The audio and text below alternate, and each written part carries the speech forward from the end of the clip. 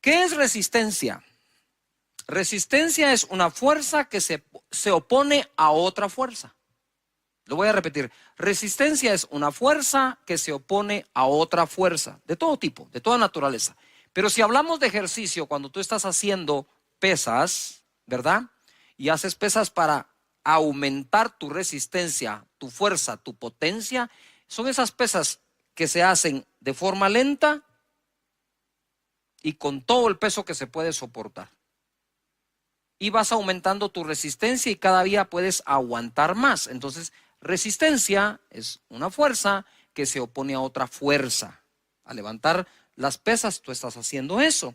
En 1 de Pedro capítulo 5, verso 6, dice así: humillados pues bajo la poderosa mano de Dios, para que Él os exalte cuando fuere tiempo. Si estás estudiando las Escrituras, subraya cuando fuere tiempo. Echando toda vuestra ansiedad sobre Él, porque Él tiene cuidado de vosotros. Sed sobrios y velad, porque vuestro adversario el diablo, como león rugiente, anda alrededor buscando a quien devorar.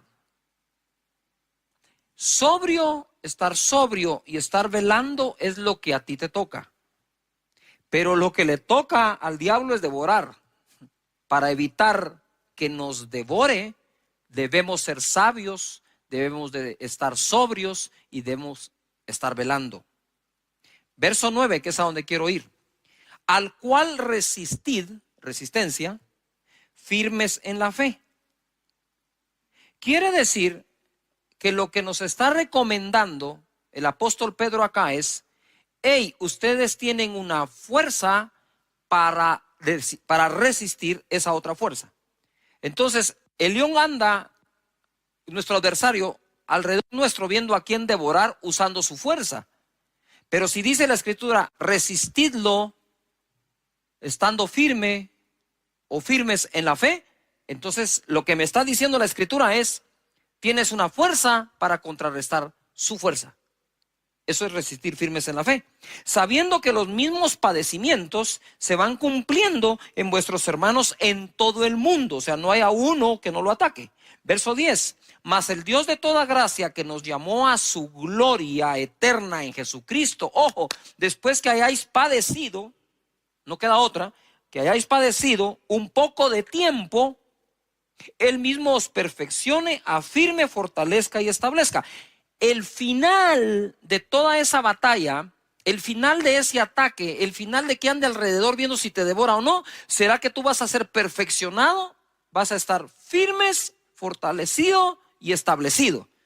Si nosotros somos capaces, dice, de resistirlo por un tiempo, resistid al diablo y él huirá de vosotros, dice la palabra. Entonces, esa resistencia es una fuerza contra la otra fuerza hasta que él se vaya y huya de tu vida. Hoy quiero hablar de eso, de la fe para resistir. Hay cosas que tenemos que aguantar. Eso es como la pelea del box, ¿verdad? En la pelea de los boxeadores, muchos de ellos cansan a su oponente, deja que lancen golpes y ellos aguantan y resisten y lanzan golpes y lo están resistiendo hasta que ven que ya está debilitado. Entonces contraatacan y chao. Igual aquí dice, tienen que resistir al diablo por un poco de tiempo. Lo que está pasando en el mundo entero va a tomar tiempo salir de allí, pero vamos a tener fe para lograrlo. En Hebreos capítulo 11, verso 1, dice la Escritura: es pues la fe la certeza de lo que se espera, la convicción de lo que no se ve. Y tú me puedes decir, pero Cash, ¿qué tiene que ver esto con lo anterior? Muchísimo, porque dice que lo resistamos firmes en la fe. No dice que lo resistamos firmes en nuestra propia fuerza, sino en la fe. Es pues la certeza de lo que se espera, la convicción de lo que no se ve. Otra versión dice las realidades. Es estar convencido de las realidades que no se ven. No se ven, pero son realidades. Estamos siendo atacados por las realidades que vemos. Pero debemos resistir confiando y creyendo en las realidades que no vemos. Por la fe se ven. Verso 2. Porque por ella alcanzaron buen testimonio los antiguos. Por la fe entendemos haber sido constituido el universo por la palabra de Dios, de modo que lo que se ve fue hecho de lo que no se veía. Entonces, ojo aquí, pongamos atención. Estamos siendo atacados por las cosas que se ven. Y vamos a estar firmes resistiendo todo eso, creyendo en las realidades que no se ven. Pero ojo, pero pronto de lo que no ves, pero crees, será hecho lo que verás, lo llegarás a ver. Por eso cito la fe. Y hablando de la fe, la Escritura me enseña que por la fe es que los antiguos alcanzaron buen testimonio. Ahora, si nosotros estamos en la era de la fe y de la gracia, pues deberíamos de ser tan exitosos y aún más que aquellos en aquella época, todo lo que lograron, lo lograron por la fe. Aún fueron justificados delante de Dios por medio de la fe.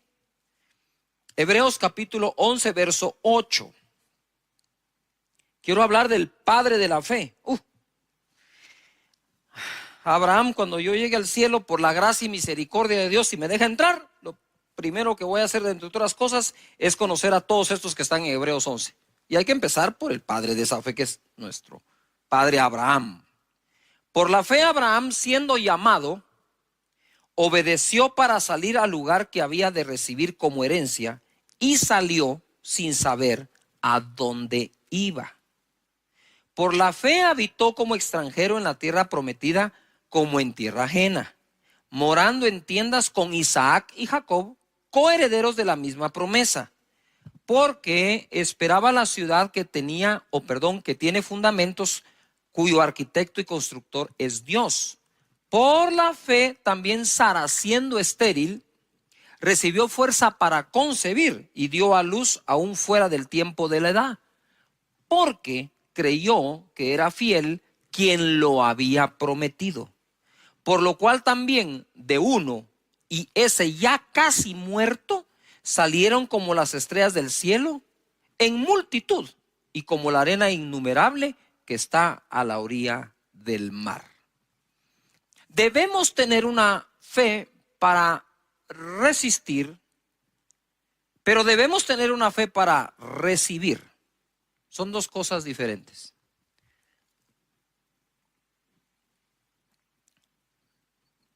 Hace mucho tiempo me topé con un caso en donde fui al hospital a orar por una persona. Esta persona estaba en el intensivo. Y aunque no lo creamos, a veces cuando se ha sufrido mucho, un consejo positivo cae mal. O sea, cuando la gente ya está dañada emocionalmente y uno quiere ser positivo con ellos, toman lo positivo como algo que, ¿qué crees vos? Que nosotros no, qué sé yo, ¿no? Pues yo llegué a ese lugar, estaba en la sala de espera, quería entrar a orar al intensivo por la persona, y saben que esos intensivos van entrando cada cierta hora, muy pocas personas que se les admite o se les da permiso. Yo buscaba el permiso de la familia para poder entrar a orar. Y entonces ellos me dijeron, pero mira, Cash, me dijeron, y nosotros sí tenemos fe. Mira lo que le pasó a mi hija, lo que le pasó a mi hijo, mira cómo estamos. Y me contó todos los problemas de los cuales no habían salido, pero los habían aguantado.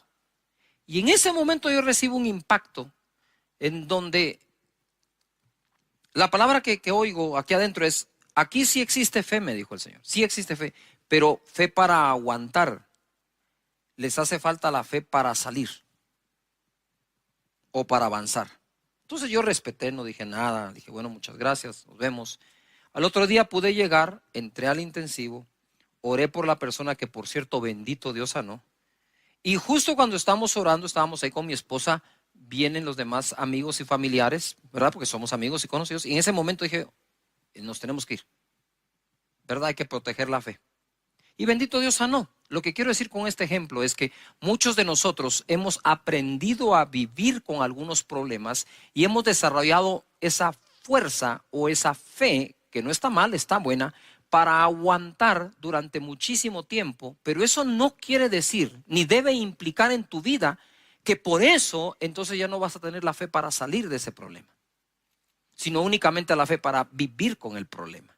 Yo entiendo las dos cosas. Hay momentos que tenemos que creer para aguantar, pero no que eso nos robe el creer para salir. Dios te da la fe para aguantar, pero Dios también te da la fe para salir. Abraham salió sin saber a dónde iba. Y la escritura dice, que leímos, que echemos nuestra ansiedad sobre Él para que Él nos exalte cuando sea tiempo. Ustedes saben que la incertidumbre del futuro motiva muchísimo la ansiedad interna en el corazón de nosotros. Y hoy por hoy hay mucha incertidumbre del futuro en la mente de muchísimas personas alrededor del mundo. ¿Qué irá a ser del futuro? ¿Qué irá a ser de la familia? ¿Qué va a ser del negocio? ¿Qué va a ser de la iglesia? Y todos somos atacados por eso, pero tenemos que contraatacar. Es decir, una fuerza que combate esa fuerza, resistencia, por la fe, estando firmes contra todo eso. Porque tu mentalidad no puede desboronarse, tu estructura mental no se puede corroer, contaminar y destruirse. Debemos mantenernos fuertes en nuestros pensamientos a través de las escrituras. Entonces, mira, Abraham cuando sale sin saber a dónde va. Pero a todos nosotros nos gusta saber, tener algo de certeza de lo que va a pasar en el futuro. ¿Vos me garantizás que si yo hago esto va a pasar aquello? Eso no es sino la voz de la ansiedad, de la incertidumbre, y quieren estar certeros. Pero Abraham, el padre de la fe, se fue sin saber a dónde iba. Pero sabía quién iba con él. O sea, todo viaje mientras Dios te acompañe es bueno. Tú dices, pastor, me quedé sin empleo. No eres el único, son miles. La pregunta es, cuando te quedaste sin empleo, ¿Dios te abandonó y te dejó solo, o Dios te está acompañando en esa época y proveyendo para todo lo que necesites conforme sus riquezas en gloria en Cristo Jesús? Y dice la escritura, mira, ya les voy a hablar de cómo llegaron a tener el hijo con Sara, pero él moraba, dice, en tiendas con Isaac y con Jacob, sin haber alcanzado la tierra todavía. Quiere decir que en el camino tuvo a su hijo, tuvo a su nieto y todavía no tenía lo que le habían prometido.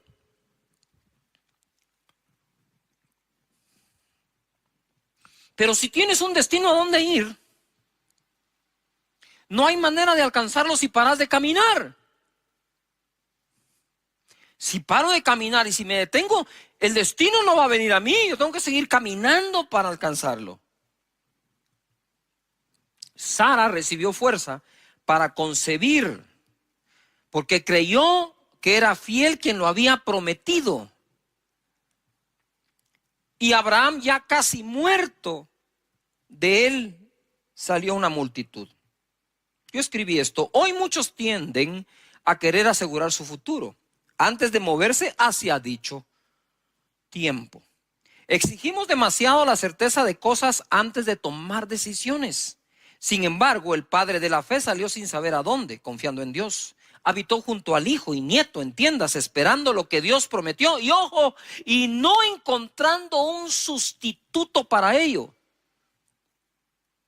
Él esperaba esa ciudad diseñada por Dios, y en el camino pudo haber tenido muchas ofertas para sustituir aquello en lo que estaba creyendo.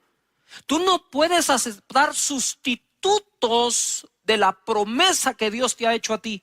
Debes continuar estando firme, resistiendo, aguantando, creyendo hasta alcanzar lo que te prometió Dios. Pero muchos en el camino encuentran sustitutos a lo que Dios prometió.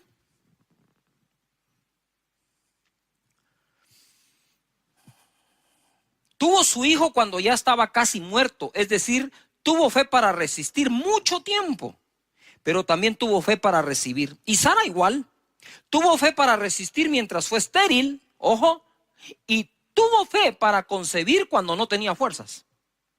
Porque una cosa es que era estéril, pero dice que ella recibió fuerzas para concebir. Son dos cosas distintas. Tenemos necesidad de desarrollar fe para el proceso. Ahora te cuento un poco el proceso. En Romanos capítulo 4 y verso 17. Como está escrito, eso subráyenlo: te he puesto por padre de muchas gentes delante de Dios, a quien creyó, el cual da vida a los muertos y ama las cosas que no son como si fuesen. Este es el proceso. Abraham no se llamaba Abraham, se llamaba Abram. Abram quiere decir el padre es exaltado. Viene Dios y le dice, ya no te llamarás Abram, te voy a poner esta H aquí en medio, te llamarás Abraham, que quiere decir padre de multitudes. Pero Dios llamó a Abraham padre de multitudes sin tener ni un solo hijo. Porque Él llama las cosas que no son como que si fuesen. Y es ahí donde tenemos que resistir a la burla y la argumentación que muchos tienen contra lo que nosotros creemos y nuestra fe. ¿Tú crees que Dios abrió el mar rojo? Ah, pues alguien se va a burlar y dice, ¿cómo se te ocurre? ¿Crees que Jericó se cayó dándole vueltas hasta que se derribaron los muros? ¿Ah? ¿Tú crees que Jesús sanaba enfermos de lejos a los leprosos y ni siquiera tocarlos diciéndole que fueran al sacerdote? ¿Crees que Pedro caminó sobre el agua? Pues esas cosas a la mente de mucha gente son ridículas y entonces nos tratan de ridiculizar en nuestra fe. Pues lo mismo le pasó a Abraham. Yo me imagino que Sara salía y le decía, hey Abraham, que traducido es, hey, padre de multitudes, porque eso significaba padre de multitudes, y todos padre de multitudes, ya está viejito. Ya no puede, sabemos que el otro es estéril y encima de eso orgulloso, ¿verdad? Prepotente, padre de multitudes. ¿Qué se cree este? Yo no sé si Abraham en algún momento le dijo a Sara, Sara, ya no me digas así, hombre, qué clavo, mira, todo el mundo me mira como que saber que fuera, pues que te vean como lo que sos padre de multitudes, ponete las pilas.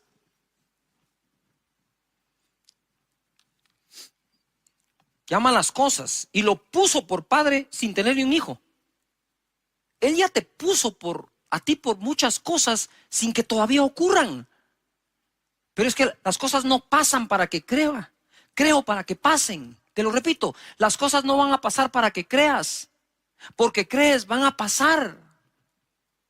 Fe para que las cosas pasen. Y en el 18 dice, él creyó en esperanza contra esperanza para llegar a ser padre de muchas gentes, conforme a lo que se le había dicho, así será tu descendencia. Nota esto, él creyó, se esforzó de esperanza en esperanza para llegar a ser lo que se le había dicho.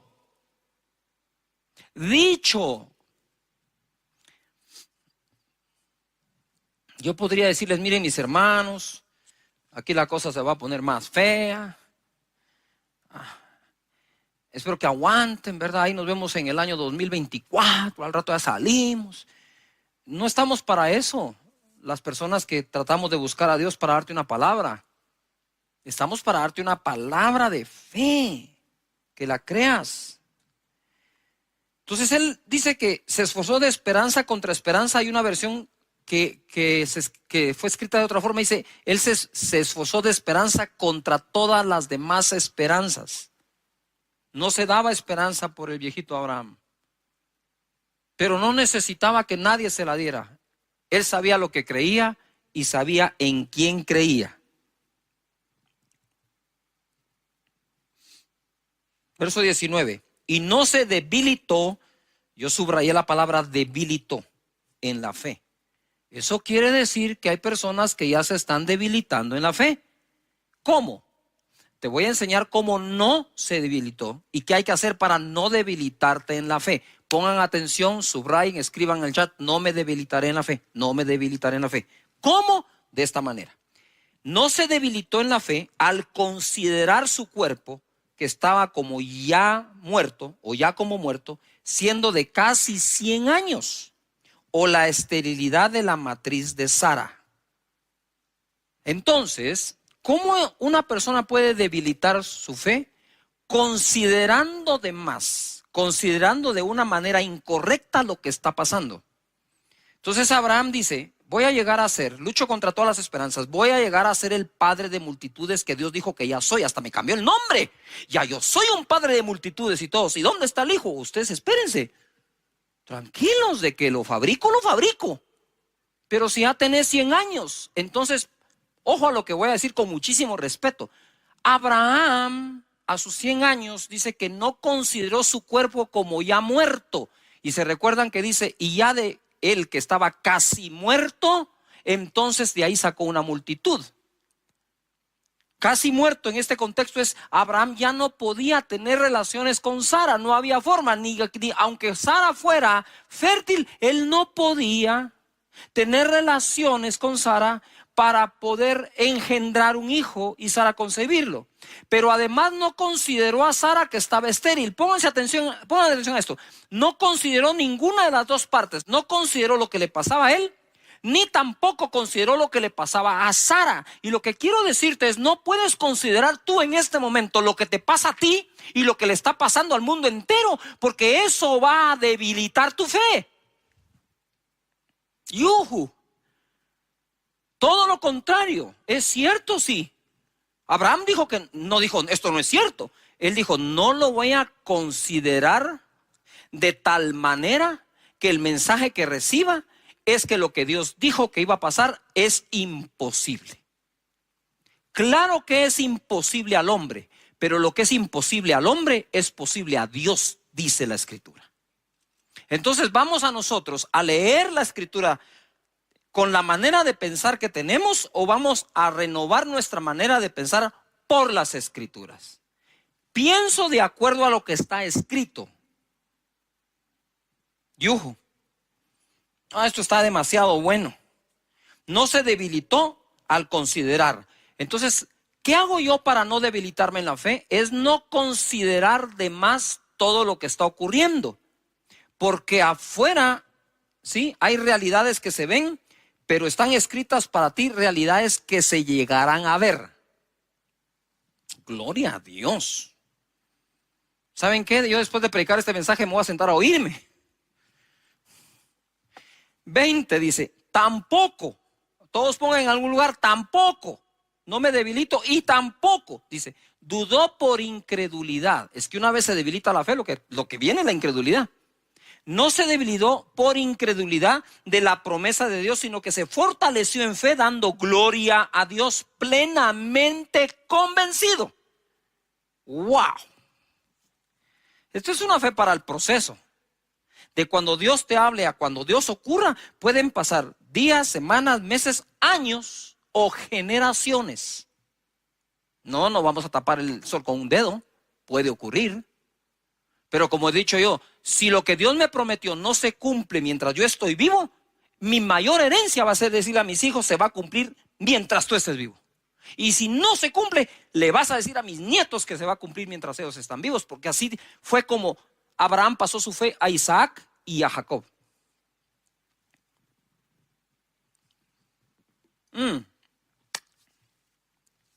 Plenamente convencido de que era también poderoso para hacer todo lo que había prometido, por lo cual también su fe le fue contada por justicia. Por Dios santo.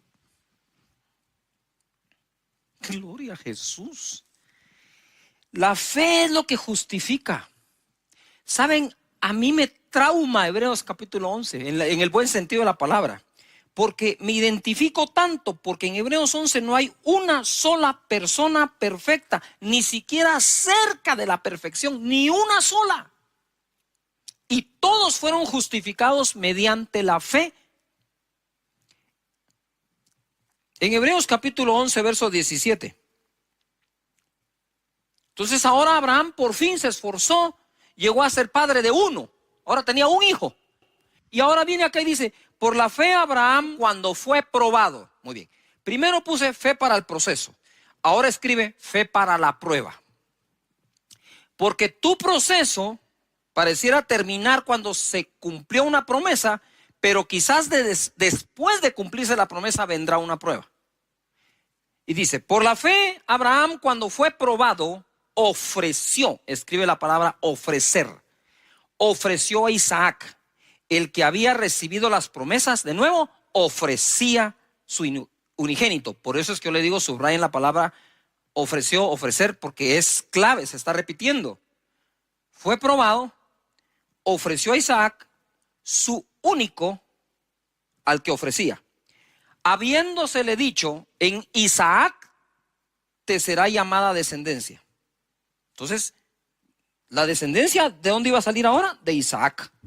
Dios le pide a Isaac y uno podría decir, no, momentito, ¿por qué me vas a pedir Isaac? Si Isaac fue lo que me prometiste, ya me lo diste y ahora, Si tú me lo prometiste, me lo diste, ahora, ¿qué voy a hacer yo?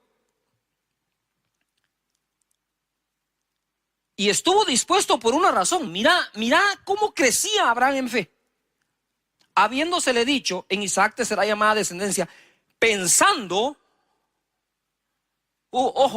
pensando, que circular eso, que Dios es poderoso para levantar aún de entre los muertos, de donde en sentido figurado también le volvió a recibir. Por la fe bendijo a Isaac a Jacob y Esaú respecto a cosas venideras. Ay, Padre eterno, no sé qué más decirles. Gracias, Señor Jesús, ¿verdad? Fe para el proceso, fe para la prueba, fe para volver. Lucas capítulo 22, verso 31. Dijo también el Señor: Simón, Simón, he aquí Satanás os ha pedido para zarandearos como a trigo, pero yo he rogado por ti que tu fe no falte. De nuevo, fe. Y tú, una vez vuelto, confirma a tus hermanos. Lo que quiero decir con esto es que probablemente personas que me están oyendo ahora ya perdieron algo o mucho. Pero quiero decirles que estamos orando para que tu fe no falte y una vez vuelvas, una vez te recuperes, una vez te vuelvas a levantar, sirva lo que pasaste para testificar a los demás y afirmar a tus hermanos, tu familia, tus amigos, tus hermanos en Cristo. Entonces desarrollamos fe para el proceso, fe para la prueba, fe para volver. El colmo de los colmos de la fe es que el escritor de la ley caminó por fe y no por la ley. Te lo voy a leer así rápido porque esto es importante. Hebreos 11:23 dice: por la fe Moisés, cuando nació, fue escondido por sus padres por 3 meses, porque le vieron niño hermoso y no temieron el decreto del rey. Por la fe Moisés, hecho ya grande, rehusó llamarse hijo de la hija de Faraón, escogiendo antes ser maltratado con el pueblo de Dios que gozar de los deleites temporales del pecado, teniendo por mayores riquezas el vituperio de Cristo que los tesoros de los egipcios, porque tenía puesta la mirada en el galardón. Mirada, esta es la clave aquí, mirada. Por la fe dejó a Egipto, no temiendo la ira del rey, porque se sostuvo como viendo al invisible. Paren allí. En el verso 26, quisiera que subrayes o encierres o hagas lo que seas, remarques, mirada. En el verso 27, quiero que subrayes viendo. Él se sostuvo como viendo al invisible. Ese es Dios. ¿Estamos de acuerdo? Pero dice que tenía puesta la mirada en el galardón. Yuju. Mientras mantengas tu mirada en el invisible, mientras te sostengas como viendo al invisible, creyendo que Dios está contigo, no hay nada de malo que pongas tu mirada en un galardón. Yuju. No hay nada de malo que pongas tu mirada en estos tiempos en decir: yo creo que en estos tiempos tan malos mis finanzas se pueden multiplicar. Y la gente dice: deja de ver eso. Sí, pero es que yo me sostengo viendo al invisible. Moisés se sostuvo viendo ¿a quién? Al invisible, pero puso su mirada ¿en dónde? En el galardón. Me encantan esos versos porque rompen con la religiosidad. Tú puedes decir: no, eso no es así. Claro, porque tú estás leyendo de acuerdo a lo que ya pensabas, no estás pensando de acuerdo a lo que estás leyendo. Si pensamos de acuerdo a lo que leemos, no hay nada de malo, ahí está escrito. Y es Moisés, autor de la ley, justificado por la fe. Digo yo: Moisés, ¿qué haces aquí en Hebreos 11? Si tú eres autor de la ley. Sí, pero aunque escribió la ley, solo se puede salvar por la fe. Por la fe celebró la Pascua, dice, y la aspersión de la sangre, para que el que destruía a los primogénitos no los tocase a ellos, y declaramos y creemos que no va a tocar nuestra morada todo esto. Por la fe pasaron el mar Rojo como por tierra seca, e intentando los egipcios hacer lo mismo, fueron ahogados. Es que miren, hay fórmulas que no le van a funcionar sino solo a los que creen en Dios y su palabra. Hebreos 11:32. ¿Y qué más digo? Porque el tiempo me faltaría contando de Gedeón, de Barak, de Sansón, de Jefté, de David. Todos ellos tuvieron fe para aguantar, tuvieron fe para resistir, pero tuvieron fe para triunfar. Gedeón estaba escondiendo en el lagar el trigo, porque los madianitas venían y lo saqueaban, y el pueblo del Señor estuvo seguro en Gosén. Ahí está, en Gosén el pueblo, y está escondiendo el trigo Gedeón. Tuvo fe para aguantar. Pero un día el Señor le va a dar la victoria después de que él viene, se le presenta, Gedeón le ofrenda y entonces le revela la estrategia. Gedeón tenía 32,000 personas y en un solo día le diezmó el ejército, y en otra instrucción de 32,000 personas, Gedeón se quedó con 300. ¿Qué era eso para combatir a los madianitas? Y Dios le dijo, son muchos y no van a glorificar a Dios. Se van a gloriar en sus propias fuerzas. Así que le quitó Dios. A veces Dios quita, entre comillas, para poder ser Él glorificado y que tú lo conozcas más y que para Él no hay nada imposible. ¿Qué ocurre acá?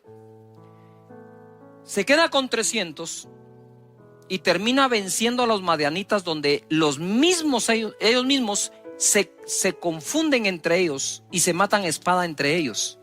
No tuvo que hacer nada más Gedeón que obedecer a Dios. Es impresionante cómo alguien puede tener fe para aguantar y a veces le falta fe para salir. Tienen fe para resistir y les falta fe para triunfar. Te repito de nuevo ahora, el boxeador puede hacer que su enemigo se canse dándole golpes, aguantando los golpes. Y una vez agotado el enemigo, contraataca. Resistamos, dice, en la fe. Fuerza que combate otra fuerza. Gedeón empezó a poner excusas. No, yo soy pobre, el menor de mis hermanos. Pues si dice la Biblia que todo el pueblo empobrecía, no había nada extraordinario en que lo fuera también. Pero Dios los sacó de pobre a conquistar la tierra de Madián. Fe para triunfar. Y en Hebreos capítulo 11, porque es lo que estuvimos leyendo, verso 4, se registra la primera obra de fe que la humanidad hizo. La primera obra de fe que la humanidad hizo. Verso 4. Por la fe, Abel ofreció a Dios más excelente sacrificio que Caín, por lo cual alcanzó testimonio que era justo, dando Dios testimonio de sus ofrendas, y muerto aún habla por ella. Si ofrendar no fuera importante, ¿por qué la primera obra de fe que se registra, que la humanidad hizo como tal, fue la ofrenda de Abel, que fue mejor que la de Caín? Y por eso Dios lo bendijo a tal punto que Caín vino a matar a su hermano por envidia. Y dice la escritura que aquella ofrenda todavía habla delante de Dios. Sí hay que tener fe para aguantar, pero debemos tener fe para el proceso. Debemos tener fe para poder salir, para la prueba, para volver, porque todos los hombres en Hebreos 11 eso hicieron. 1 Corintios capítulo 15, búscalo allí, mientras en el verso 57, mientras te doy un avance de esto. Miren, es tanta la información que estamos recibiendo de lo malo que ocurre, de las personas infectadas, de las personas que fallecen. Es tanta la información que recibimos del desempleo que puede existir, de la crisis que hay, la economía está golpeada, 70% de la población ya fue afectada económicamente, que tenemos que tener mucho cuidado con el manejo de esa información dentro de nuestra mente y qué tipo de pensamiento puede llegar a afectar, porque la Biblia dice que lo que el hombre piensa, eso es él. También dice la Escritura que nuestras armas en la milicia son poderosas en Dios, no son carnales, para derribar argumentos, altivez, todo lo que se levanta en contra del conocimiento de Dios, llevando cautivo todo pensamiento a la obediencia de Cristo Jesús. Por lo tanto, lo que pensamos es muy importante. Y estamos ahora no solo peleando una batalla o contra un virus o contra los problemas económicos. La batalla más grande que quizás estés peleando en este momento es la batalla de la mente. Entonces, en 1 Corintios 15, 57 dice, o se nos enseña, mas gracias sean dadas a Dios que nos da la victoria, y por favor subrayen la palabra victoria o enciérrenla en un círculo, por medio de nuestro Señor Jesucristo. Lo primero que tenemos que tener claro es que nosotros somos más que victoriosos en aquel que nos amó. Y esa palabra victoria es algo que debes escribir en algún lugar, que debes subrayar en tu Biblia o marcar en tu escritura digital. La cosa es que tienes que tener presente esa palabra, victoria. Empieza a utilizar esa palabra lo más que puedas. Entonces, sigue así. La Escritura nos sigue enseñando. Así que, o como consecuencia, así que, hermanos míos amados, estad firmes y constantes, creciendo en la obra del Señor siempre, sabiendo que vuestro trabajo en el Señor no es en vano.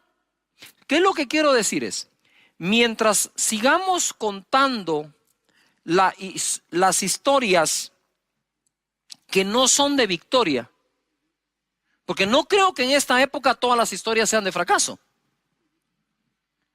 Hay historias, muchas historias que son de victoria. Entonces yo digo, ¿por qué no empezamos a buscar todos los testimonios posibles dentro de nuestra gente? Hay muchísimos. Nosotros no solo escuchamos oraciones, escuchamos testimonios y aprovechando que estamos hablando del tema, puedes ir a casadedios.org y escribir tu testimonio, que es lo que glorifica a Dios. Ojo, nuestros problemas no glorifican a Dios. Es la fe que tenemos en Él y su palabra para salir del problema. Y temo por algunos que están entrando en el modo de fe para aguantar y se están olvidando de ponerse en modo de fe para salir. No es lo mismo tener fe para aguantar un problema que tener fe para salir del problema. Nos urge movernos a un modo de fe para salir y no solo para aguantar. Si te acostumbras a solo aguantar, pronto será tu nuevo normal el andar aguantando. Y si bien es cierto, hay que aguantar, hay que resistir, pero es creyendo que vas a salir.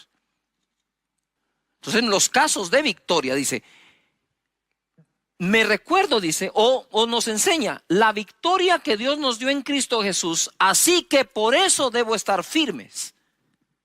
Quiere decir que los casos de victoria nos inspiran a estar firmes, a ser constantes y a seguir creciendo, sabiendo que nuestro trabajo no es en qué, en vano. Debemos buscar testimonios de victoria. Escríbelos, coméntalos, agarra tu celular, manda un testimonio de victoria a tu grupito del chat. Les quiero contar, que bendito Dios, tuve este milagro, me pasó esto, me pasó lo otro.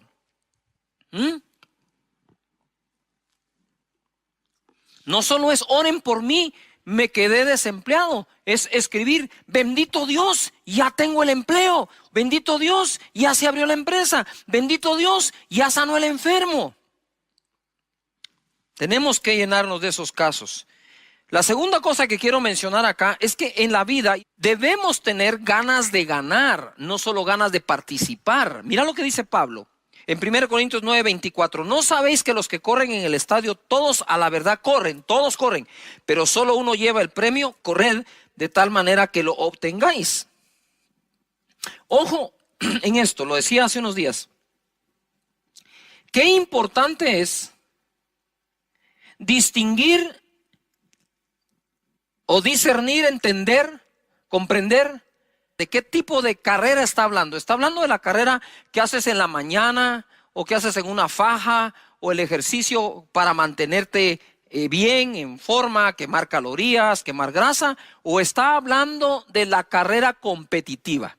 Porque aquí dice, todos en el estadio corren, pero solo uno lleva el premio. Corran de tal manera que lo obtengan. Y hay una gran diferencia entre aquel que corre por quemar calorías y aquel que corre para meterse a una maratón. O sea, el hombre que va a correr o la mujer que va a correr una maratón se prepara de diferente forma, duerme de diferente manera, come de diferente manera, pero además de eso adquiere un conocimiento extra. Como decía yo, no es lo mismo que tú vayas con tu amigo a jugar al tenis, por decir algo, o incluso al fútbol, y vas a jugar porque hay que pasar el tiempo, y es divertido, es buenísimo. Que otra cosa es, bueno, ¿qué es lo que debes aprender para competir en ese deporte? Entonces Pablo nos está exhortando a que no hagamos las cosas como de, nada más como de rutina, sino como que fuera competencia. Es decir, si vas a correr, dice, tenés que comprender algo. Todos corren, pero solo uno lleva el premio. Y le dice, y ustedes corran de tal manera que lo obtengan. Entonces imagínate lo que Pablo está diciendo. Si todos nosotros acá, la banda y nosotros vamos a hacer una carrera, dice, bueno, todos ustedes van a correr, pero les dejo claro algo. Solo uno lleva el premio. Corran de tal manera que lo obtengan. Pero si solo uno va a llevar el premio, pero nos pide que todos corramos como que fuéramos nosotros el que va a obtener el premio. Pablo era competitivo, pero competitivo en todo lo que hacía. Y me encanta cuando usa los deportes. Ahora bien, ahí les va algo. Mira, aunque obviamente yo creo en el poder del Espíritu Santo, en la persona del Espíritu Santo, es vital, es el centro de todo lo que soy y hago. Ustedes se recuerdan que al principio del año, muchísima gente empezó a hablar de la visión 2020, entonces como es el año 2020, hay que tener visión 2020 y todo se iba por ahí, ¿verdad? Yo lo respeté mucho y me quedé, pero ahora orando, intercediendo, recibí un 2020 muy bueno. Un 2020 muy bueno. Segunda de Crónicas 20:20 dice, y cuando se levantaron por la mañana salieron al desierto de Tecoa, y mientras ellos salían, Josafat estando en pie dijo, oídme Judá y moradores de Jerusalén. Subrayen lo que viene. Creed en Jehová vuestro Dios y estaréis ¿qué? Seguros. Segunda de Crónicas 20:20. Creed en Jehová vuestro Dios y estaréis seguros. Creed a sus profetas y seréis ¿qué? Prosperados. Cuando yo leo esto, recibo un impacto y digo, Padre, oro porque el segunda de Crónicas 20:20, sea por ti enormemente bendecido, que la gente esté en ti segura, que le crean a tus profetas y sean bendecidos y prosperados. Quiero hacer una pausa acá. ¿Cuántos que están en casa conectados quieren junto con este su servidor creer? Vamos a ver la mano de Dios moviéndose de forma poderosa, sobrenatural, bendiciendo las vidas, bendiciendo los cuerpos con salud, bendiciendo la economía de cada persona. Mis hermanos, puede estar pasando muchas cosas en el mundo, pero tú tienes que comprender que tú crees en Dios y sus escrituras. Así que voy a hacer una pausa para orar en esto y seguimos con la enseñanza. Padre, en el nombre de Jesús, te doy gracias por cada persona, individuo y familia.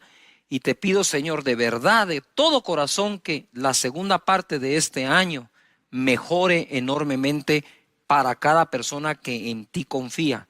Y aunque alrededor nuestro puedan haber muy malas y muchas noticias de ese tipo, vamos a creer en las buenas tuyas, Señor. En el nombre de Jesús, amén.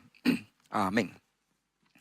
Bueno, entonces tenemos necesidad de estar pensando y creyendo en la victoria que Cristo nos dio.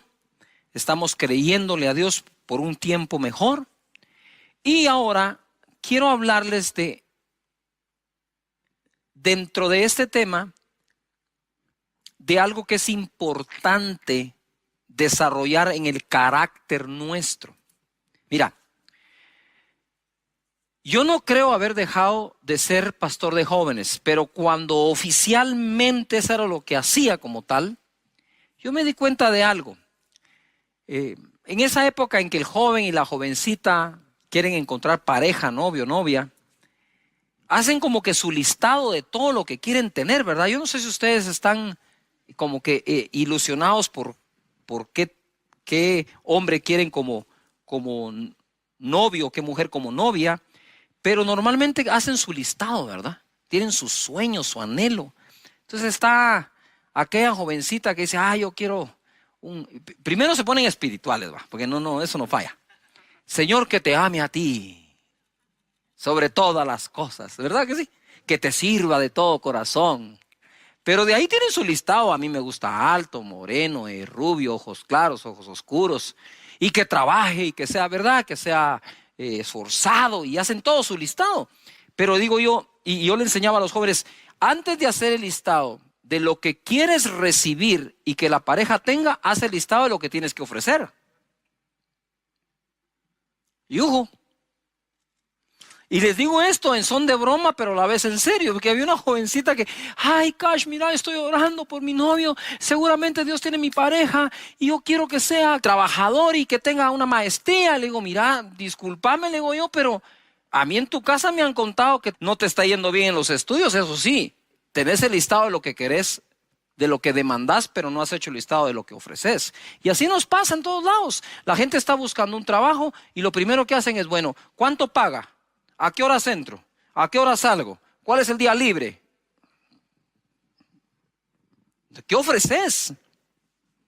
Y esta época no está para andar demandando mucho, está para incrementar nuestra oferta. Para eso tenemos que agregar valor a nuestra vida, valor a nuestro conocimiento para tener algo mejor que ofrecer. Porque si hay una crisis de empleo, no te puedes dar el lujo de no incrementar aquello que tengas o puedas ofrecer. En 2 de Reyes capítulo 4 verso 1 dice, una mujer de las mujeres de los hijos de los profetas clamó a Eliseo diciendo, tu siervo, mi marido, ha muerto. Y tú sabes que tu siervo era temeroso de Jehová y ha venido el acreedor para tomarse 2 hijos míos por siervos o esclavos. Y Eliseo le dijo, ¿qué te haré yo? Declárame qué tienes en casa. Y ella dijo, tu sierva ninguna cosa tiene en casa, sino una vasija de aceite. Al parecer la mujer se dio cuenta que sí tenía algo después de declarar que no tenía nada. Porque de verdad que una pequeña vasija con aceite era insignificante para la crisis que le había dejado el marido. Hay cosas que a mí me cuesta comprender. Dice que esta es mujer de uno de los hijos de los profetas. Y le dice a Eliseo, tu siervo. Entonces el marido de esta mujer era siervo de Eliseo. ¿Sí? Y Eliseo fue un hombre acostumbrado a ver el poder de Dios sobrenatural. Pero el hecho que veamos o deseemos ver el poder sobrenatural de Dios no nos exime de ser sabios, inteligentes en lo que hacemos y prepararnos. Esa mezcla es la mezcla que siempre he tratado de buscar en la vida. Dios es sobrenatural y hará lo sobrenatural. Pero Moisés incluso fue educado. ¿Y qué de Sadrach, Mesach y Abednego? ¿Y qué de Daniel? ¿No buscaban la sabiduría de estos jóvenes? El mismo Nabucodonosor, el rey de Babilonia, buscaba la sabiduría que estos tenían.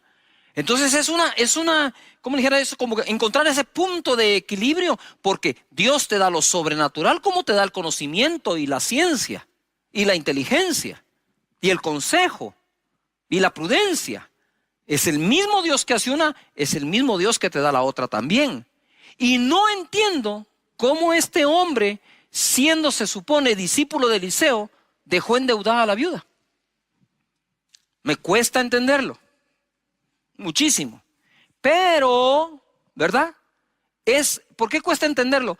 Por ese estereotipo que tenemos de los hombres de Dios que no pueden fallar en nada. Eso es una gran mentira, fallamos en muchísimas cosas. Somos vulnerables igual que todos, cometemos errores igual que todos, ¿verdad? Entonces este hombre quizás cometió ese error de dejar endeudada a la viuda y ahora venía un problema mayor. tenía que pagar la deuda entregando a sus hijos como esclavos. ¿Qué madre quiere eso? Nada, imagínate. Quedas viuda y encima de eso endeudada. No hay con qué pagar la deuda. Te piden a los hijos como garantía. Y ahora lo que tienes es una vasija con aceite. Decime si no se parece a las situaciones que estamos viviendo hoy. Quiero decirte que el luto que la humanidad está viviendo hoy no se trata solo de un ser querido que pudo haber fallecido. El luto se suman muchos, la pérdida del trabajo, la pérdida de una oportunidad que justo era en ese momento cuando todo empezó. Hay muchas cosas pasando y por eso le decía, la batalla mental es muy fuerte y tenemos que pelearla llenando nuestra mente de palabra de Dios, de escrituras, de promesas de Dios, de confianza en Él. Verso 3. El profeta le dijo, ve y pide para ti vasijas prestadas en todos tus vecinos. Vasijas vacías, no pocas, le dijo. Entra luego y enciérrate tú y tus hijos y echa en todas las vasijas y cuando una esté llena, ponla aparte. Le dio hasta un método para hacerlo. Y se fue la mujer y cerró la puerta, encerrándose ella y sus hijos. Y ellos le traían las vasijas y ella echaba el aceite. Cuando las vasijas estuvieron llenas, dijo a uno de sus hijos, tráeme aún otras vasijas. Él le dijo, no hay más vasijas. Entonces cesó el aceite. Vino ella luego y le contó al varón de Dios, y el cual dijo, ve y vende el aceite y paga a tus acreedores, y tú y tus hijos vivid de lo que quede. ¿Ya se dieron cuenta ustedes la combinación entre lo sobrenatural que ocurrió? Eliseo le dijo, ¿sabes qué? Toma esa vasija, pide prestadas vasijas vacías de todos tus vecinos, no pocas sino muchas, y empieza a llenar. Cada vez que termines de llenar una vasija, ponla aparte. Y entonces cuando ya llenaron las que tenían, la mujer le dice al hijo, a uno de ellos, ve y trae más vasijas, y al hijo, ya no hay vasijas, se acabaron. Entonces dice él, cesó el aceite. Y viene el profeta y le dice, bueno, ahora vende todas. Eso es una instrucción. ¿Qué es lo que a la gente no le gusta? A la gente le gusta, el milagrote, pero las instrucciones ya no. Y es ahí donde la cosa ya no funciona. Entonces la instrucción es, vende las vasijas, paga la deuda. Y con lo que quede, vive tú y tus hijos. Pero ¿qué hace la gente hoy? Todo lo contrario, ¿verdad?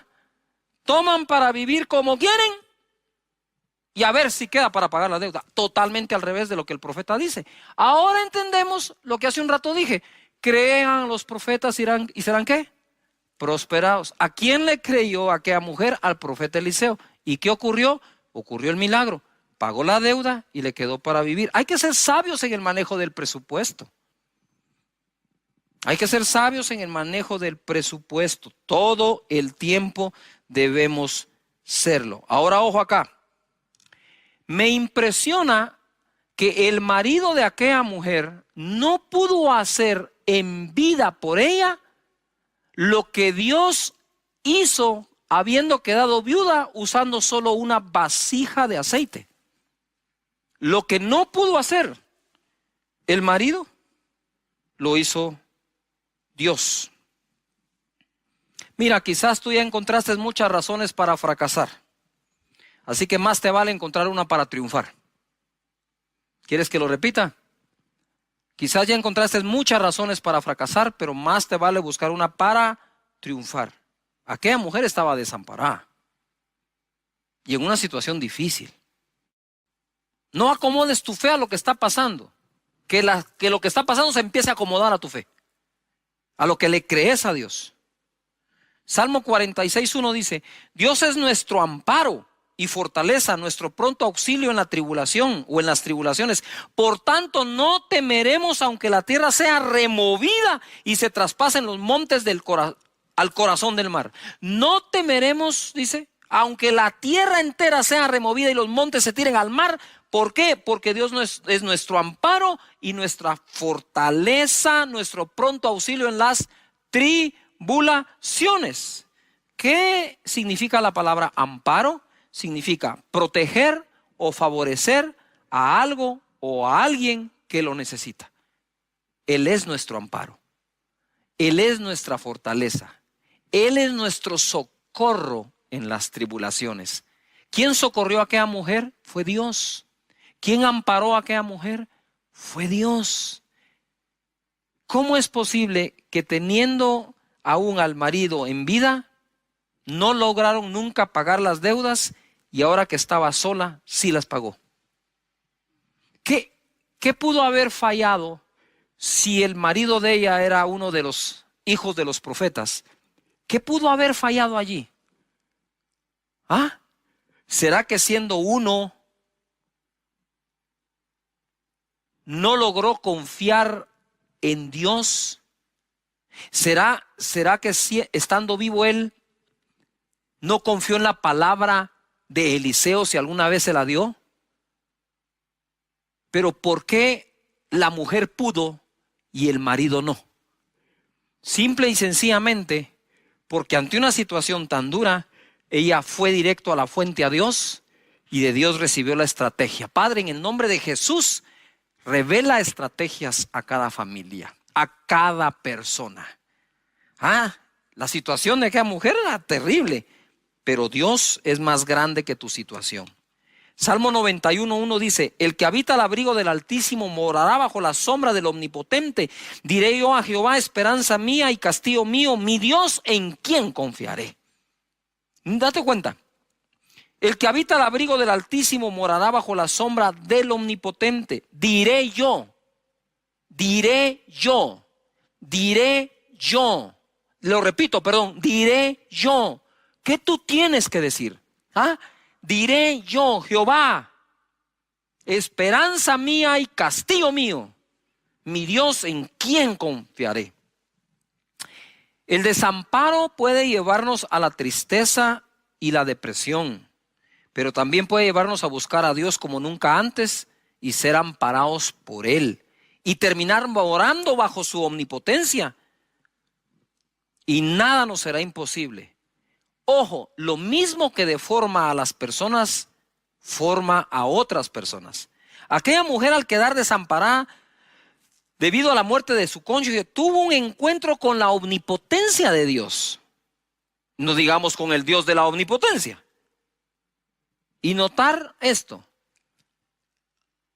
Personas, por ejemplo, cuando lo rechazan, de verdad se vuelven personas resentidas, malas, haters. Pero otros, cuando han sido rechazados, se vuelven empáticos, aman al prójimo, y lo mismo que deformó a uno es lo mismísimo que formó al otro. Hijos que que vimos disuelto el hogar de nuestros padres, nos convertimos en personas de bien, y otros, por menos de eso, se convirtieron en personas de mal. Aquella mujer se pudo haber convertido a saber en qué. Al quedar viuda, desamparada, se pudo haber amargado, y no que los profetas, sino que, y que era tu siervo, mira lo que está pasando. Nosotros conocemos la buena historia en medio de la crisis, pero pudo haber sido una mala historia también. Eso va a depender de la reacción que tú tengas ante todo lo que está pasando a tu alrededor. Lo que ofrecemos ensancha nuestro camino. Proverbios 18:15 dice: el corazón del entendido adquiere sabiduría, y el oído de los sabios busca la ciencia.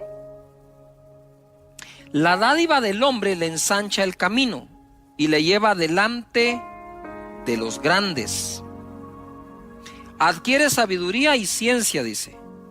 Mas la dádiva, ¿qué es lo que dice? La dádiva del hombre le ensancha el camino. En Proverbios 3:16, ¿qué es lo que debes adquirir? Proverbios 3:16 dice: largura de días está en su mano derecha, en su izquierda riquezas y honra. El contexto es: bienaventurado el hombre que adquiere sabiduría.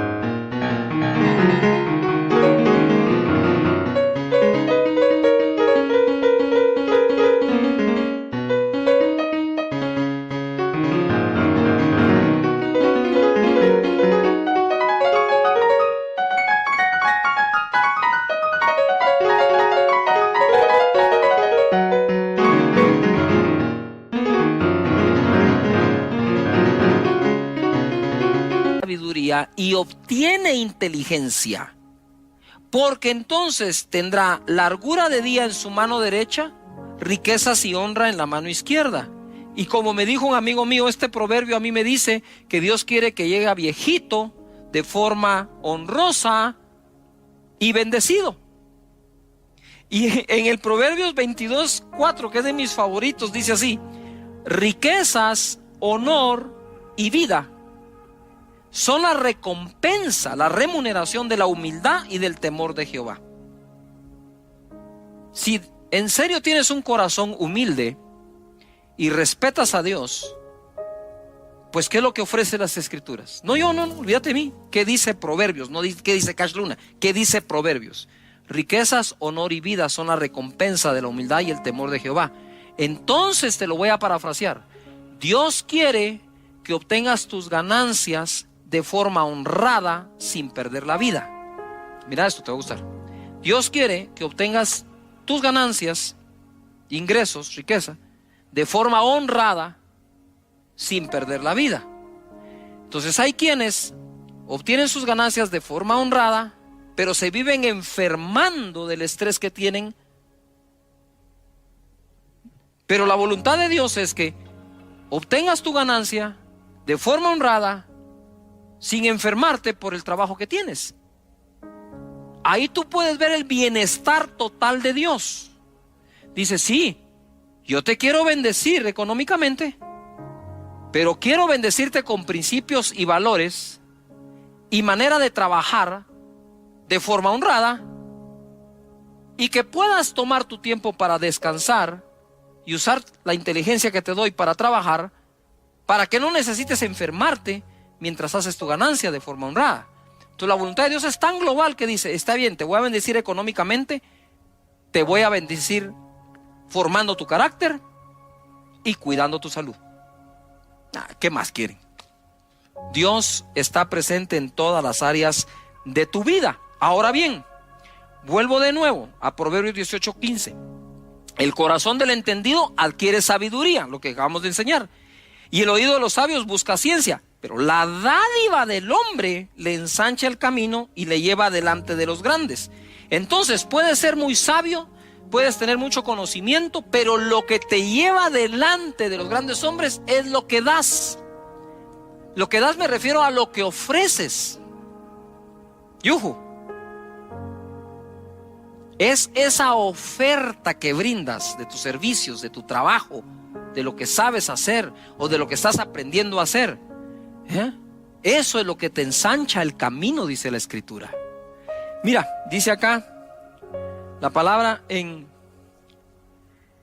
Proverbios 18:15, ahí mismo, pero en la versión Dios habla hoy: los sabios e inteligentes adquieren los conocimientos que buscan. Con un regalo se abren todas las puertas y se llega hasta la gente importante. Cuando hablo aquí de un regalo, ¿qué tal si en esta época ofreces tus servicios a las personas de tal manera que les des una muestra de lo que puedes hacer sin necesidad de cobrar? Le dice: pastor, ¿de qué está hablando usted? No, pero es que aquí dice, ¿verdad? Esto, lo que quiero decirte es: deja que la gente pruebe tu trabajo. Que lo pruebe, a ver si les gusta. Haz un pequeño proyecto esperando que te den el otro, no sé. Pero aquí está clara la Escritura, ¿no? Esa mentalidad de demandar en lugar de ofrecer no es la mejor manera de salir adelante, nunca, y menos en este momento. En Éxodo 1:13 y 14 dice: y los egipcios hicieron servir a los hijos de Israel con dureza y amargaron su vida con dura servidumbre, en hacer barro y ladrillo, y en toda labor del campo y en todo su servicio, al cual los obligaron con rigor. Capítulo 3, verso 18 dice así: y oirán tu voz e irás tú y los ancianos de Israel al rey de Egipto, y les diréis: Jehová, el Dios de los hebreos, nos ha encontrado. Por tanto, nosotros iremos ahora camino de 3 días por el desierto para que ofrezcamos sacrificios a Jehová nuestro Dios. Cuando yo leí esto, dije: wow, ¿qué pasó aquí? ¿Por qué Dios lo primero que le pidió al pueblo es salgan y ofrezcan? Porque la mentalidad de ellos ya había sido afectada por generaciones de esclavitud, que no creían ser capaces de ofrecer algo. Ya el pueblo estaba subyugado a ver si alguien les daba algo.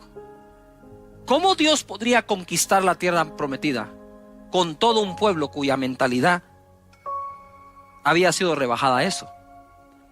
Y por eso Él va a forzar su mente a que crean que pueden ofrecer algo. Que puedan ofrecer algo. Me recuerdo que estuve yo en un país en Noches de Gloria. Terminábamos muy tarde y nos llevaron a comer a un restaurante. Fuimos ahí, comimos, cenamos. Ya era muy tarde y nos sirvieron muy bien. La atención fue espectacular. Y entonces yo le dije al mesero: mire, fíjese que nosotros, ese día todavía no había Noches de Gloria, era otro día. Le dije: fíjese que mañana tenemos un evento y vamos a salir bastante tarde. ¿A qué hora cierran ustedes? Y él me dijo: no importa a qué hora cerramos, nosotros lo podemos esperar a la hora que sea, me dijo. Pero mire, le dije, podría ser 1 o 2 de la mañana. No importa, nosotros lo esperamos. Wow, dije yo.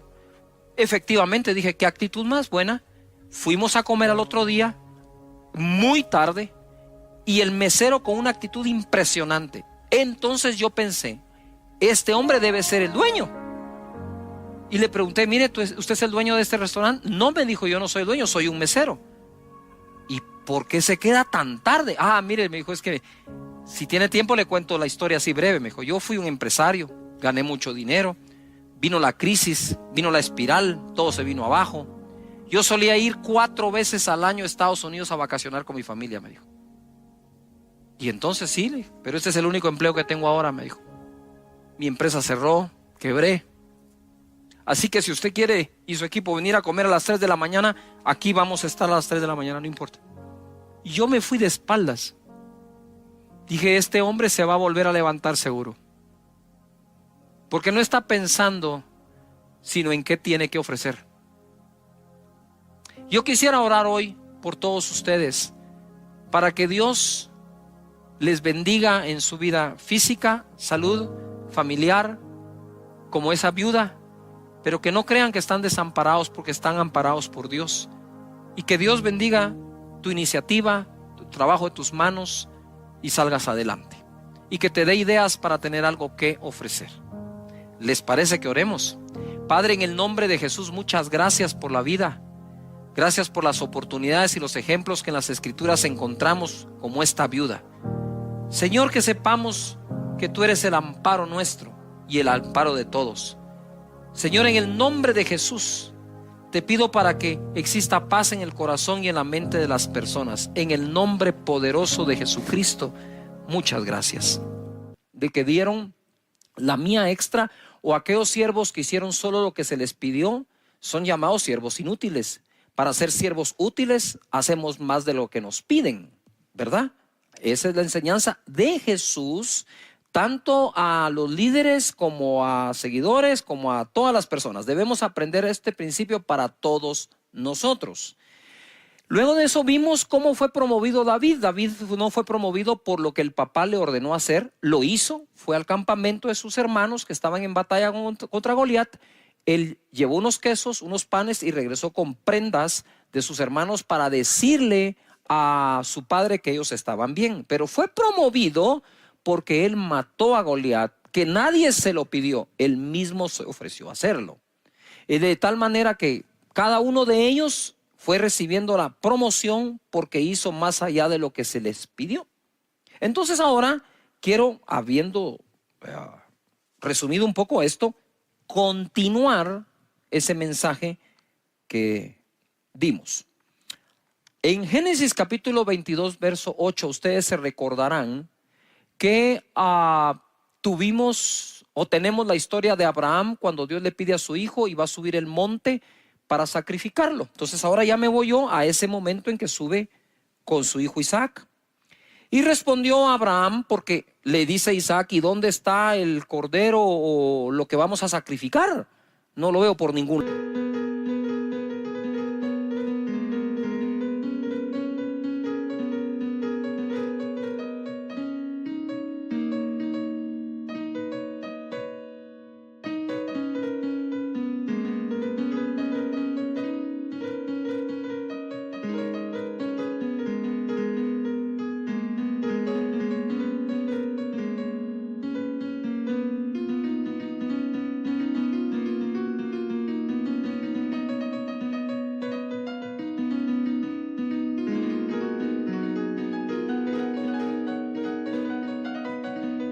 lado. Y entonces Abraham le contesta, Dios se proveerá de cordero para el holocausto, hijo mío. E iban juntos. ¿Tú te imaginas para Abraham subir el monte y contestarle al hijo, Dios se proveerá cordero para el sacrificio, tú tranquilo, hijo mío? Y el hijo no sabía lo que le podía esperar. En el verso 9, cuando llegaron al lugar que Dios le había dicho, edificó allí Abraham un altar y compuso la leña y ató a Isaac su hijo y lo puso en el altar sobre la peña. Y extendió Abraham su mano y tomó el cuchillo para degollar a su hijo. 11. Entonces el ángel de Jehová le dio voces desde el cielo y le dijo, Abraham, Abraham. Y él respondió, heme aquí. Y dijo, no extiendas tu mano sobre el muchacho ni le hagas nada, porque ya conozco que temes a Dios por cuanto no me rehusaste tu hijo, tu único. Entonces alzó Abraham sus ojos y miró, y he aquí en sus espaldas un carnero trabado en un zarzal por sus cuernos. Y Abraham fue y tomó el carnero y lo ofreció en holocausto en lugar de su hijo. O sea, sustituyó al hijo por un carnero, cosa que Dios no le pidió. Dios no le pidió el carnero, que quede claro. Esto ya es de la voluntad de Abraham, más allá de la obediencia de Abraham. Y llamó a Abraham el nombre de aquel lugar, Jehová proveerá. Por tanto se dice hoy, en el monte de Jehová será ¿qué? Provisto. Y llamó el ángel de Jehová a Abraham por segunda vez desde el cielo. ¿Se recuerdan que la palabra Jehová Jireh, Jehová proveerá? Ese nombre fue mencionado por Abraham hacia Dios ese día. Y de ahí todo, sí, Jehová Jireh, Jehová Jireh. Y a veces no sabemos de dónde viene. Viene de esto. En el verso 16 le dice el ángel, por mí mismo he jurado, anota esa palabra, jurado, pone, jurado. Por mí mismo he jurado, dice Jehová, que por cuanto has hecho esto, que fue sacrificar el carnero, y no me rehusaste tu hijo, tu único hijo, el cual Dios le pidió, de cierto te bendeciré y multiplicaré tu descendencia como las estrellas del cielo y como la arena que está a la orilla del mar, y tu descendencia poseerá las puertas de sus enemigos. Le he puesto por título la enseñanza de hoy, el día que Dios juró. Él dice que nosotros no podemos jurar, simple y sencillamente porque, ¿por qué podemos jurar? Sin embargo, Dios, no encontrando otro mayor que Él por quien jurar, juró por sí mismo. Mira, una cosa es cuando Dios nos habla y nos hace una promesa, otra es cuando la jura. Sabemos que aunque no lo jure, Él las va a cumplir, porque Dios no miente. Pero entonces, ¿por qué jura? Dice que el juramento se pone para el final de toda discusión, como para decir, mira, te estoy pidiendo que me creas y por lo tanto te lo voy a jurar. Eso lo hace Dios. Nosotros los hombres, dice Él, no juréis, pero Él sí lo hace. Ahora, aquí quiero que noten algo que es bien importante.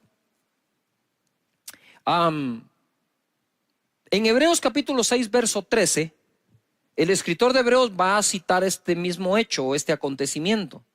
Pero para que quede claro a qué se refiere con que te bendeciré, porque eso es muy amplio. O sea, Dios te bendiga, eso es muy amplio. No sé si me explico. Otra cosa es, por ejemplo, cuando le dijeron a María, y bendito sea el fruto de tu vientre. Entonces, cuando Hebreos, o el escritor de Hebreos va a citar esto, dice de esta manera, o lo escribe de esta forma. En el verso 6 del capítulo, en el verso 13 del capítulo 6.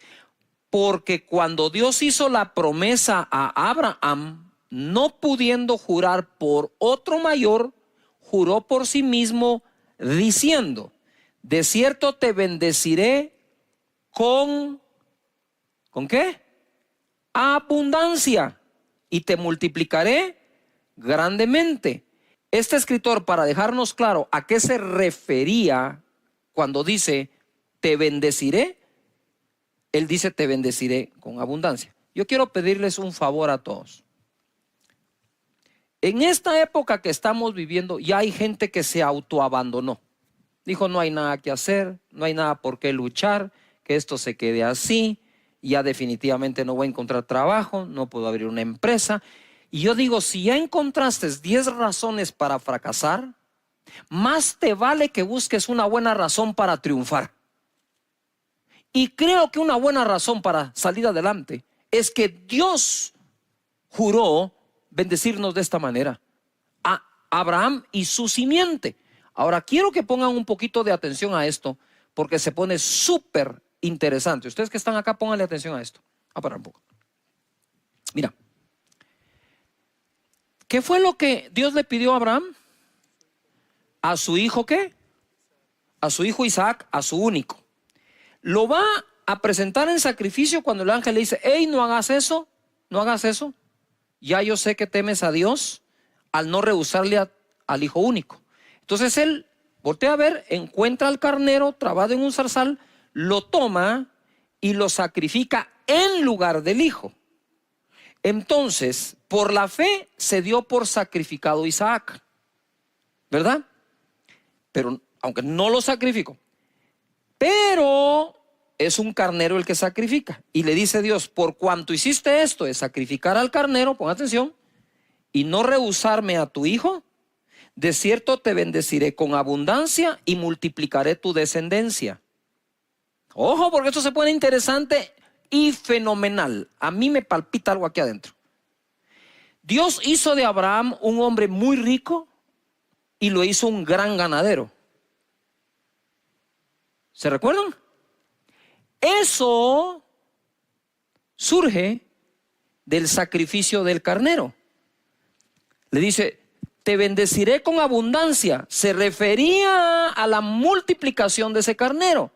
Y multiplicaré tu descendencia. ¿Por qué tu descendencia? Porque le ofreció a su hijo.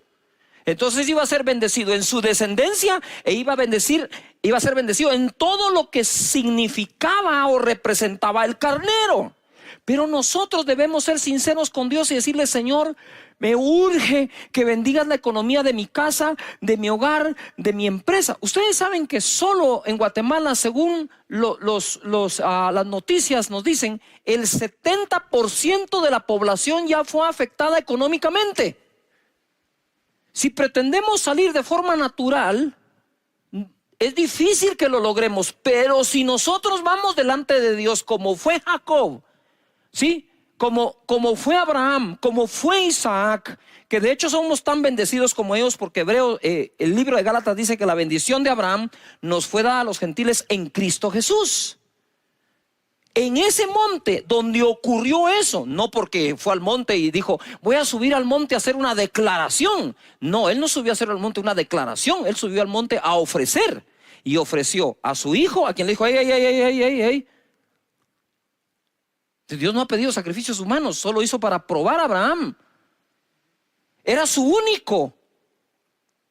Y al ponerlo ahí, Dios le dijo, voy a multiplicar tu descendencia por cuanto no me negaste al hijo. Y te voy a bendecir con abundancia por cuanto sacrificaste el carnero. Las dos cosas, el carnero eran el trabajo, el negocio, digamos, al que Abraham se dedicaba. Y el hijo su descendencia. Dios bendiga nuestra descendencia y bendiga nuestro trabajo. Así que escríbelo. Dios bendice mi descendencia. Dios bendice el fruto de mi trabajo. Escríbelo allí. ¿Esto está bueno o no? Va. Entonces, a eso lo puedes unir acá. 2 Corintios 9:10 dice. 2 Corintios 9:10.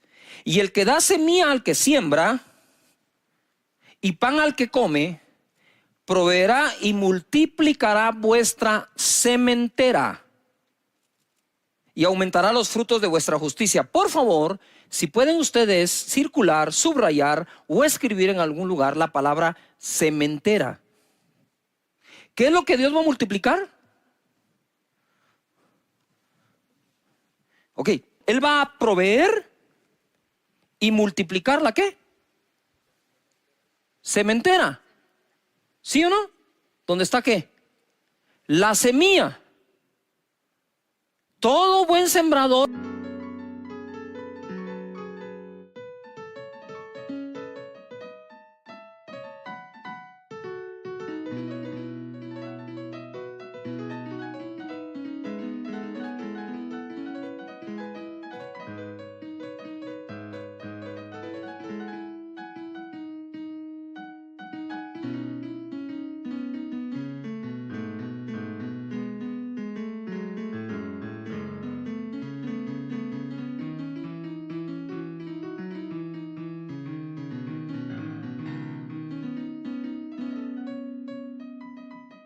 sembrador sabe que debe escoger su mejor semilla si quiere tener su mejor ¿qué?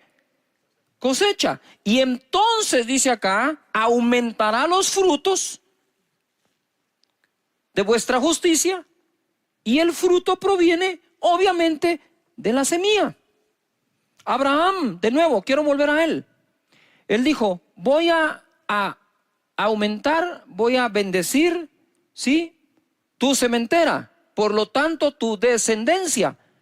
¿Cómo puede ser posible que Abraham llegó a ser ese padre de multitudes que Dios le dijo, mira al cielo y si puedes cuenta las estrellas porque así será tu descendencia?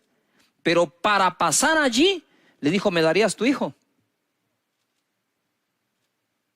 Para Abraham ya sé que sí, por lo tanto multiplicaré tu descendencia. Ah, y me trajiste un carnero, y te voy a bendecir con abundancia. Allí en ese monte pasó eso, y en ese monte es donde a Dios se le nombra Jehová Jireh, Jehová nuestro proveedor. La situación no es fácil para nadie, está difícil, está complicada. Pero aquellos que confían que es Dios el proveedor, duermen en paz porque saben que Dios se las va a arreglar para hacer llegar recursos a tu familia o a tu trabajo. Noten algo. Abraham le dijo a su hijo, Dios se proveerá. Dios se proveerá. No dijo Dios proveerá, dijo Dios se proveerá cordero. Sin embargo, lo que encontró en el monte fue un carnero. Entonces ahora hablemos de cómo Dios se proveyó cordero. Juan 1:29. El siguiente día vio Juan a Jesús que venía a él y dijo, he aquí el cordero de Dios que quita el pecado del mundo. Ahora sí, Dios se proveyó ¿qué? Cordero. Mira, él exigía el cordero sacrificado para el perdón de pecados. Esos corderos los traían y el sumo sacerdote se encargaba del sacrificio. Pero aquí Dios se está proveyendo a él mismo su propio cordero para perdonar los pecados de todos nosotros. Es aquí donde se cumple.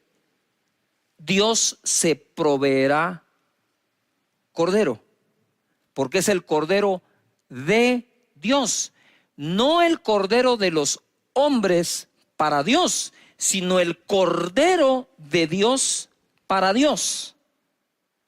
Wow, esto a mí me llena de emoción porque Jesús es nuestro Señor y nuestro Salvador y derramó su sangre por todos nosotros. Si Dios le pidió a Abraham a su hijo y Abraham no rehusó a su hijo, ¿cómo podría entonces Dios rehusar a su propio hijo? Y entonces dice, el que nos dio, el que no escatimó ni aún a su propio hijo, ¿no nos dará con él todas las demás cosas? ¡Wow! Y ojo, Abraham tampoco escatimó a su propio hijo y Dios le proveyó todas las demás cosas. Y ojo, para aquellos que querían algo más profundo y todo, pues ahí está.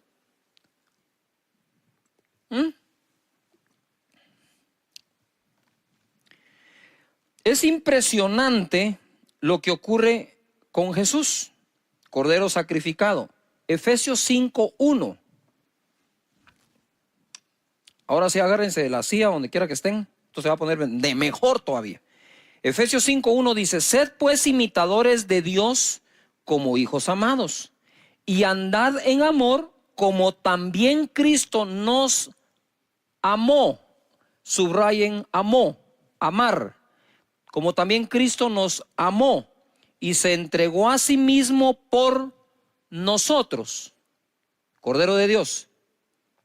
Lo que viene, por favor, subráyalo, porque esto te va a quitar algunas cosas que en la mente quizás te han puesto, personas que sin leer tan solo dan opiniones.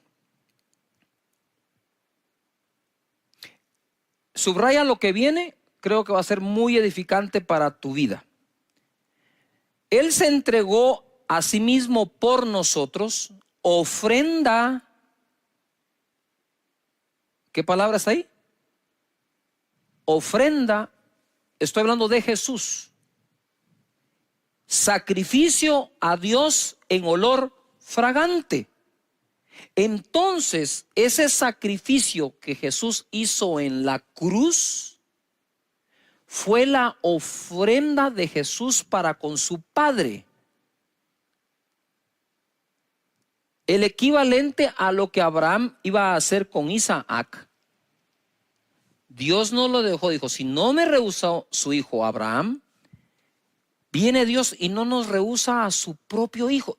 Mira, una cosa es creer en el sacrificio que Jesús hizo, y otra cosa es ver el amor de Dios de haberlo entregado por nosotros. Si hay algo que el ser humano no aguanta, es ver a sus hijos sufrir. Yo quisiera que nos pusiéramos a pensar por un momento qué vivió, qué sintió, por qué pasó Dios Padre cuando vio a su hijo en la cruz del Calvario. Es que nosotros, como leemos el verso y lo hablamos, hoy estaba yo orando al Señor y le decía, Padre, yo quiero orar a ti.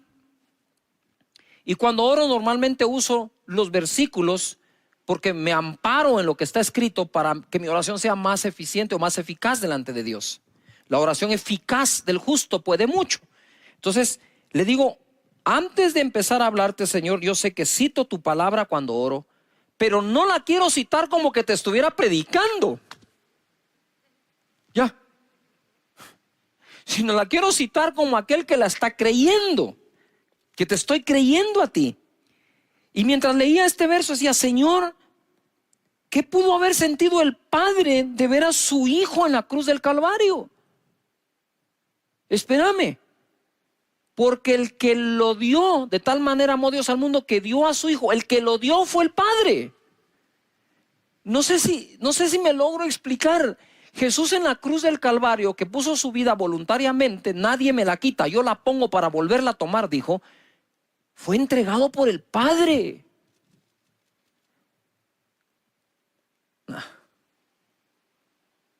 Ver a tu hijo sufriendo en la cruz, o ver a tu hijo sufriendo y saber que tú lo entregaste. No estoy hablando que tú lo traicionaste, ese fue Judas. Eso es otra cosa. Estoy hablando de la entrega de darlo al mundo por nosotros. Eso debe haber sido no quiero ni imaginar lo que vivió Dios. Claro, él sabía que si Abraham creía que al entregar a su hijo Dios era capaz de devolvérselo de entre los muertos, ¿cómo no lo habría de creer el Padre de Jesús, sabiendo que sí habría de resucitar? Pero aunque vaya a resucitar, no podés obviar y quitar de en medio su sacrificio y su sufrimiento. Ahora quiero que comprendas esto. Dice Efesios que Él se entregó a sí mismo como ofrenda, en olor fragante, un sacrificio acepto a Dios. En otras palabras, ¿qué fue Jesús en la cruz? La ofrenda que Dios mismo se proveyó. Yo digo, Padre, pero si nosotros podemos ofrendarte, ¿por qué te tenías que proveer tu propia ofrenda? Y ahora tiene sentido cuando Él dice, Él da semilla al que siembra. Él es el que la da. Él es el que la provee. No le damos a Dios nunca nada que Dios no nos haya dado antes. Si le vamos a dar algo a Dios es porque Él ya lo dio a nosotros. Mira lo que dice Filipenses capítulo 4 verso 15. Y sabéis también vosotros, oh filipenses, que al principio de la predicación del Evangelio, cuando partí de Macedonia, ninguna iglesia participó conmigo, ninguna iglesia participó conmigo en razón de dar y recibir, sino vosotros solos. No podemos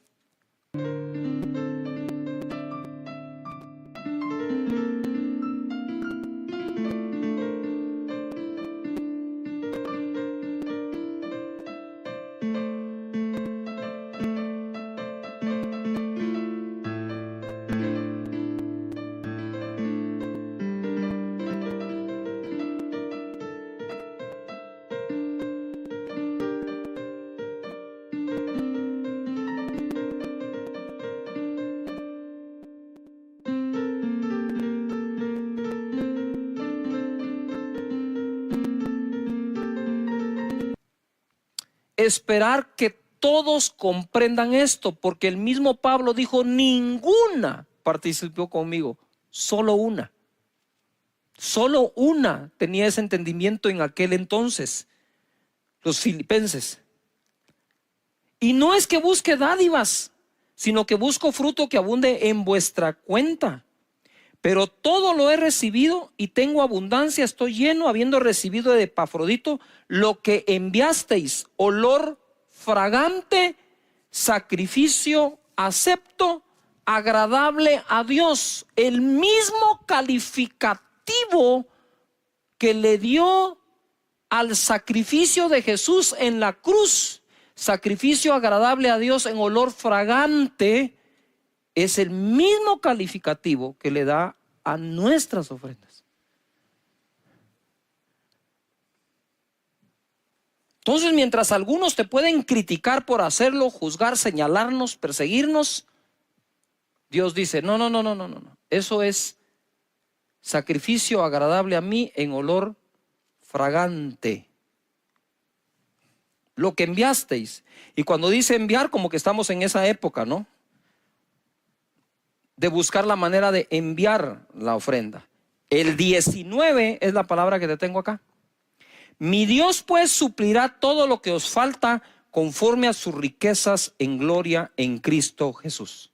Mi Dios pues suplirá todo lo que os falte conforme a sus riquezas en gloria en Cristo Jesús. Y aquí quiero hacer una pausa en esto y quiero regresar a cuando estaba diciéndoles, cuando oro le digo, Señor, voy a usar las escrituras, las uso, Señor, tu palabra dice, ¿verdad? Pero no como predicándole a Él, sino como recordándome en lo que estoy creyendo.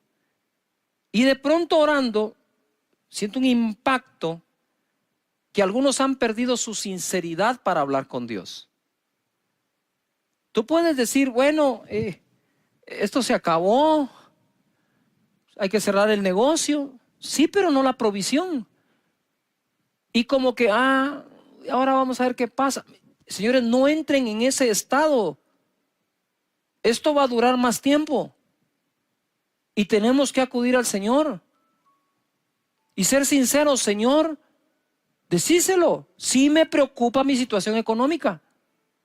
Hemos estado tensos en casa, discutimos, pero hemos llegado a un acuerdo que te vamos a creer a ti con todo el corazón. ¿Qué nos cuesta ser sinceros con Dios en lugar de andar fingiendo que somos los superhombres y supermujeres super mega espirituales cuando por dentro estamos afligidos, tenemos afán, preocupaciones? Vamos delante de Dios. Vamos delante de Él y yo digo, Señor, bendice a tu pueblo, bendice a tu gente, Señor, multiplícales. Mira, Proverbios 27:18 nos enseña, quien cuida la higuera de su pueblo, comerá su fruto. Quien cuida una higuera come de su fruto. Y el que mira por los intereses de su Señor tendrá honra.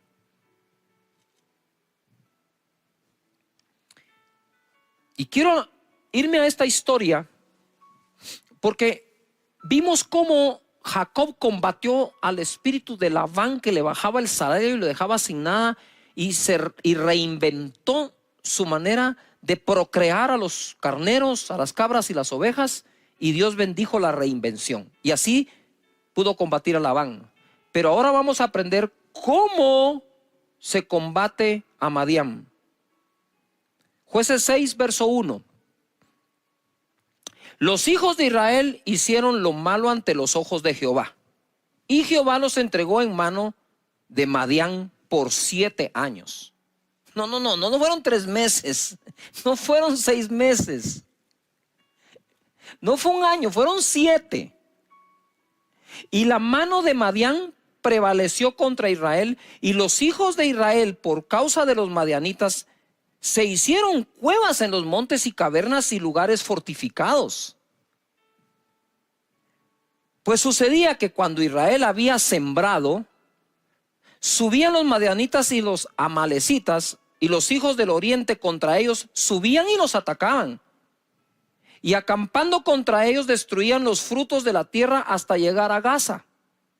Y no dejaban que comer en Israel ni ovejas, ni bueyes, ni asnos, porque subían ellos y sus ganados y venían con sus tiendas en grande multitud como langostas, y ellos y sus camellos eran innumerables. Así venían a la tierra para devastarla. De este modo empobrecía a Israel en gran manera por causa de Madián. Y los hijos de Israel clamaron a Jehová. Yo no creo que clamaron al séptimo año, yo creo que se pasaron 7 años clamando. Y cuando los hijos de Israel clamaron a Jehová a causa de los madianitas, o sea, yo creo que oraron todo el tiempo, pero este último clamor como que iba a poner final a aquella temporada. Jehová envió a los hijos de Israel un varón profeta, el cual les dijo: así ha dicho Jehová, Dios de Israel. Y por cierto, voy a hacer un paréntesis. La escritura dice: confiad en Dios y viviréis seguros, creed a sus profetas y seréis prosperados. Y ahora les manda un profeta, el cual les dijo: así ha dicho Jehová, Dios de Israel, yo os hice salir de Egipto y os saqué de la casa de servidumbre, la esclavitud. Os libré de la mano de los egipcios y de la mano de todos los que os afligieron, a los cuales eché de delante de vosotros y os di su tierra. Y os dije: yo soy Jehová vuestro Dios, no temáis a los dioses de los amorreos, en cuya tierra habitáis, pero no habéis obedecido a mi voz. Y vino el ángel de Jehová y se sentó debajo de la encina que está en Ofra, la cual era de Joás Ebieresita, y su hijo Gedeón estaba sacudiendo el trigo en el lagar para esconderlo de los madianitas. Había que esconder eso poco de comida que quedaba, porque los madianitas se lo llevaban. 12. Y el ángel de Jehová se le apareció y le dijo: Jehová está contigo, varón esforzado y valiente. Ok, sí, soy esforzado y valiente, pero no se mira claro. Y Gedeón le respondió: Señor mío, si Jehová está con nosotros, ¿verdad? Yo le hubiera dicho: y además tú decís que soy varón esforzado y valiente, ¿por qué nos ha sobrevenido todo esto? ¿No creen ustedes que nosotros también tenemos esa duda? A veces, ¿por qué nos viene esto? ¿Cómo saldremos de esto? ¿Y dónde están todas sus maravillas que nuestros padres nos han contado, diciendo: no nos sacó Jehová de Egipto? Si eso es pasado, pero ahora nos interesa el futuro, porfa. Y ahora Jehová nos ha desamparado y nos ha entregado en manos de los madianitas, que conste porque él les dijo la razón. 14. Y mirándole Jehová, no le habló. Una cosa es hablarle a alguien, otra cosa es quedársele viendo para hablarle. Cuando tú te le quedas viendo a alguien para hablarle, le estás diciendo: poneme toda tu atención, te voy a hablar. Y mirándole Jehová le dijo: ve con esta tu fuerza. ¿Cuál? ¿La esforzado y valiente? ¿O la fuerza de que adentro de su corazón permanecía que él creía que Dios era capaz de sacarlos? Pero ¿y dónde está todo lo que nos han contado? Ya van 7 años de esto. Y le dice: ve con esa tu fuerza y salvarás a Israel de la mano de los madianitas. ¿No te envío yo? Entonces le respondió: Señor mío, ¿con qué salvaré yo a Israel? ¿Con qué? ¿Con qué salvaré yo a Israel? Ojo, he aquí mi familia es pobre en Manasés,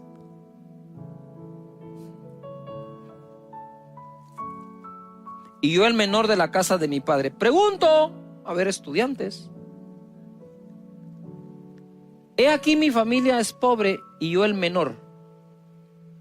¿Y quién no estaba pobre después de 7 años de haber sido saqueados? Yo no estaba diciendo nada nuevo, ni estaba diciendo nada que los demás no estaban padeciendo. Mi familia es pobre en Manasés y yo el menor en la casa de mi padre. 16. Jehová le dijo: ciertamente yo estaré contigo. Eso te debe bastar. Y derrotarás a los madianitas como a un solo hombre. Y él respondió: yo te ruego que si he hallado gracia delante de ti, me des señal de que